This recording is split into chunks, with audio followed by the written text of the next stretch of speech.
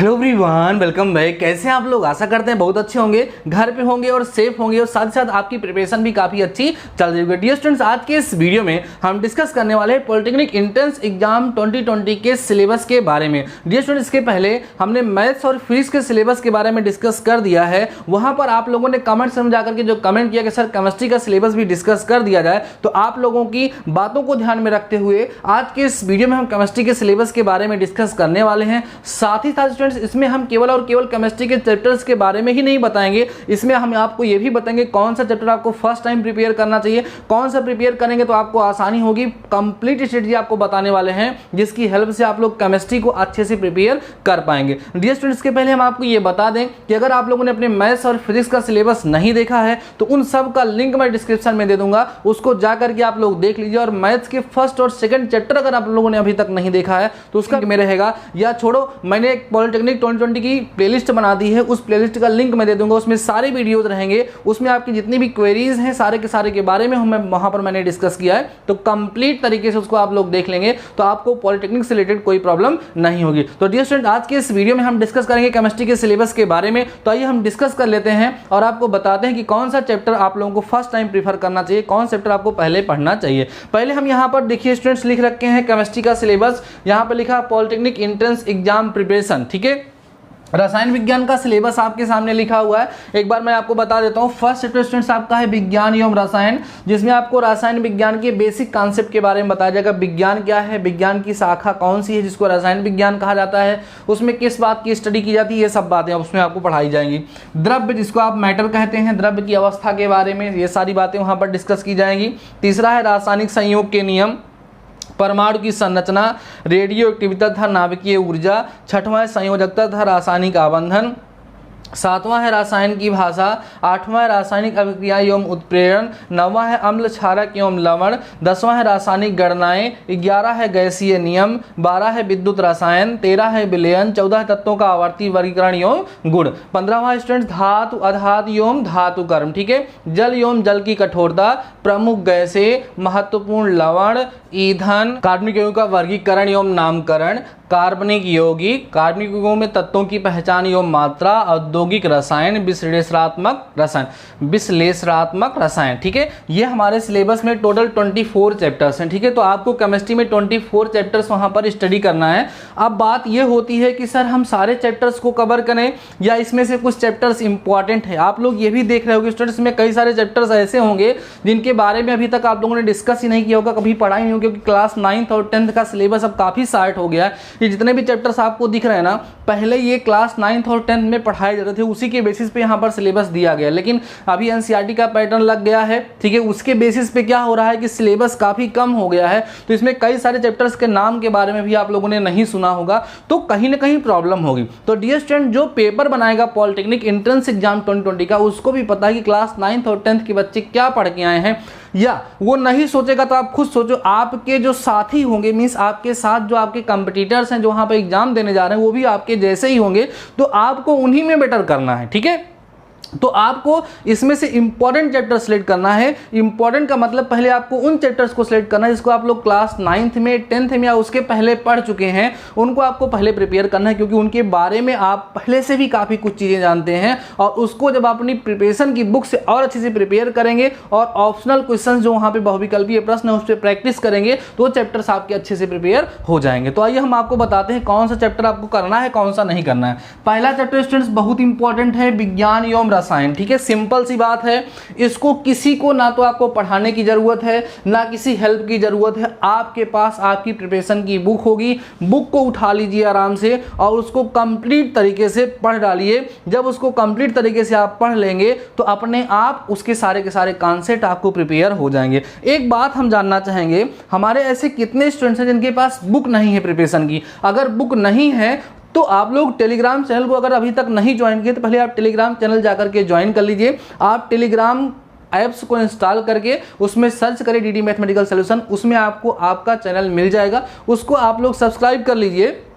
वहाँ पर मैं आप लोगों को बुक्स की जो पिक है उसको सेंड कर दूंगा, वहाँ पर आप उसको रीड कर सकते हैं, फिर उसके बेसिस पे मैं आपको क्वेश्चन भी प्रोवाइड करा दूंगा जिसकी हेल्प से आप लोग वहाँ पर स्टडी कर सकते हैं। बात समझ में आ रही है? तो थोड़ा कमेंट सेक्शन में बताइएगा, हम ये जानना चाहेंगे कि हमारे ऐसे कितने स्टूडेंट्स हैं जिन्होंने टेलीग्राम चैनल को ज्वाइन कर लिया है और उनके पास बुक अवेलेबल नहीं है, तो उनके बारे में मैं कुछ बेटर सोच रहा हूँ। ठीक है स्टूडेंट, तो पहला चैप्टर तो आपको पढ़ना ही है और इसको किसी को पढ़ाने की जरूरत नहीं है, आराम से सेल्फ स्टडी कर लेना है। ठीक है स्टूडेंट्स, तो इसको आप करेंगे। सेकंड चैप्टर आइए आप, द्रव्य। द्रव्य क्या है, इसके बारे में आप लोगों ने क्लास 9th में आसानी से अच्छे से पढ़ा है। ठीक है, पदार्थ जिसको कहते हैं, द्रव्य की अवस्थाएं क्या होती हैं, अवस्था में परिवर्तन क्या होता है, ये सारी की सारी बातें जो आप लोगों ने क्लास 9th में पढ़ा था।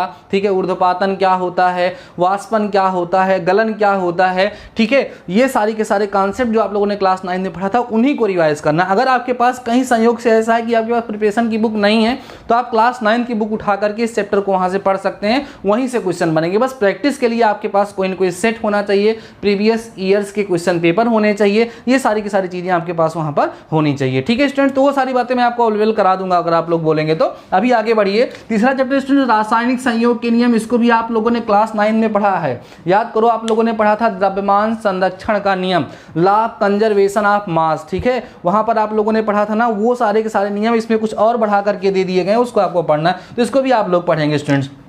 फोर्थ आता है परमाणु संरचना, इसको भी क्लास 9th में आप लोगों ने पढ़ा है कि परमाणु संरचना कैसी है, परमाणु किससे मिलकर बना हुआ है, इलेक्ट्रॉन प्रोटॉन न्यूट्रॉन से, प्रोटॉन न्यूट्रॉन कहाँ रहते हैं, इलेक्ट्रॉन उसके चारों तरफ चक्कर लगाते रहते हैं, वगैरह वगैरह, जो कुछ भी चीज़ें आप लोगों ने क्लास 9 में पढ़ा था वो सारे के सारे कॉन्सेप्ट आपको रिवाइज करना है। ठीक है स्टूडेंट्स, उसके बाद फिफ्थ भी पढ़ना है, रेडियो एक्टिविटी एवं नाभिकीय ऊर्जा। इसके बारे में आप लोगों ने क्लास 9 में थोड़ा सा पढ़ा है। ठीक है, थोड़ा सा पढ़ा है, लेकिन इसको डिटेल में पढ़ने के लिए आपके पास प्रिपरेशन की बुक होनी चाहिए, तो आप बोलेंगे तो मैं इसका PDF आप लोगों को प्रोवाइड करा दूंगा टेलीग्राम चैनल पे, आराम से आप उसको कर सकते हैं। ठीक है, उसके बाद आती है स्टूडेंट संयोजकता तथा रासायनिक आबंधन। क्लास 9th में आप लोगों ने थोड़ी सी संयोजकता के बारे में पढ़ा है, उसी के आगे आप लोगों को डिस्कस करना है। फिर बात आती है रसायन की भाषा। सर ये रसायन भाषा क्या है, आप लोगों ने क्लास 9 में पढ़ा था सिंबल। ठीक है, इसको संकेत कहते हैं, जैसे हाइड्रोजन को H से दिखाते हैं, सोडियम को Na से दिखाते हैं ना, कार्बन को C से दिखाते हैं। ठीक है, और वही उसकी भाषा है, मतलब रासायनिक विज्ञान जो होती है उसकी एक अलग लैंग्वेज है। ठीक है, हाइड्रोजन को H से दिखाएगा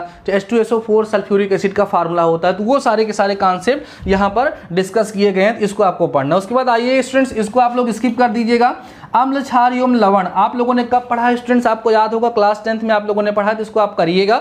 और 10th को भी आप स्किप करिएगा, 11th को आप स्किप करिएगा, इसको भी 12 को भी। बिलियन के बारे में आप लोगों ने क्लास 9th में भी ऑलरेडी पढ़ा था, तो इसको आप लोग पढ़िएगा। तत्वों का आवर्ती वर्गीकरण क्लास 10th में आप लोगों ने पढ़ा था, इसको भी आप लोगों को पढ़ना है। ठीक है, धातु धातु एवं धातु कर्म, इसके बारे में भी आप लोगों ने क्लास 10th में पढ़ा है, इसको भी आप पढ़ेंगे। जल की कठोरता छोड़ देंगे, प्रमुख गैसें मत पढ़िए, महत्वपूर्ण लवण इसको आप 10th में पढ़े हैं तो इसको आप थोड़ा सा रिवाइज कर लीजिएगा।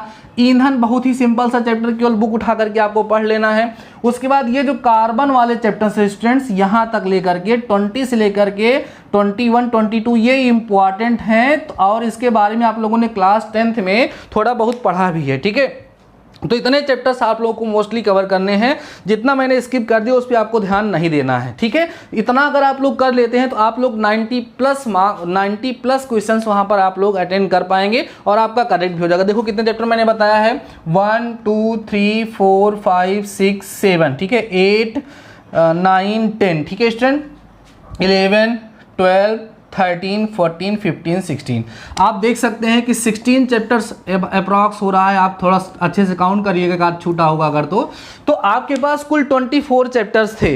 इन 24 चैप्टर्स में से आप 15 to 16 चैप्टर ही कवर करना है, पूरे में आपको परेशान नहीं होना है। और आप लोगों ने देखा भी होगा स्टूडेंट, जितने जितने चैप्टर का नाम मैंने आपको बताया उसको कहीं ना कहीं आप लोगों ने क्लास 9th और 10th में पढ़ रखा है।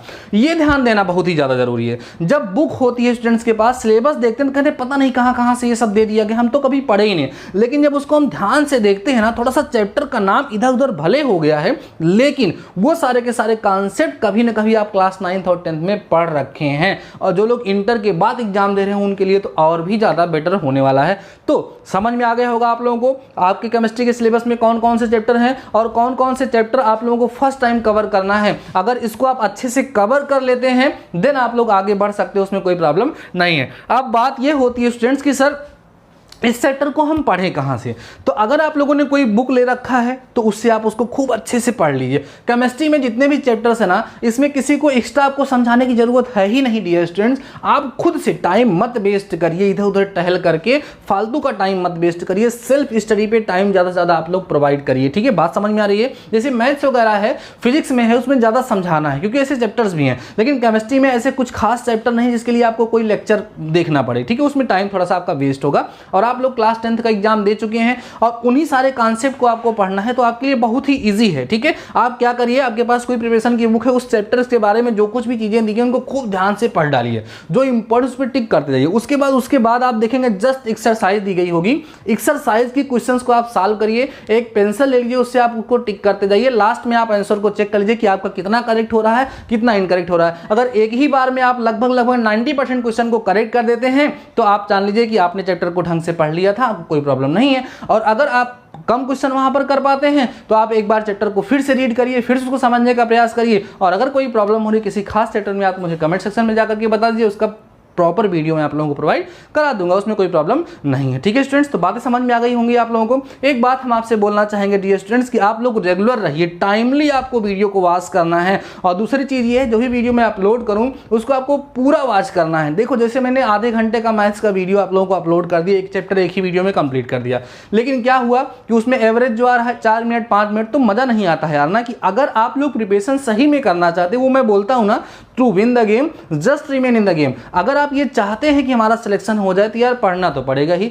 बिना पढ़े कोई और जादू नहीं होने वाला है। इसको आप नोट कर लीजिए। कोई कुछ भी बता दे, ये क्वेश्चन हर बार एग्जाम में आते हैं, आप किसी का विश्वास मत करिए, वो आपका दोस्त हो या कोई भी हो, कहीं से भी आप देख रहे हैं, आप खुद पे विश्वास करिए और आप खुद की प्रिपरेशन को बेटर करिए। आप प्रीवियस ईयर के क्वेश्चन पेपर को सॉल्व करिए, देन आपको समझ में आ गया ना कि आप कितने पानी में हो। ऐसे कोई कुछ भी बताए उससे मतलब नहीं है, आप अपना मूल्यांकन सतत और स्वयं करते रहिए, उसी में आपका भला है। तो डियर स्टूडेंट्स, आज के इस वीडियो में बस इतना ही। शानदार रहिए, मस्त रहिए, पढ़ते रहिए। मिलते हैं इस वीडियो के साथ, तब तक अपना ख्याल रखिए।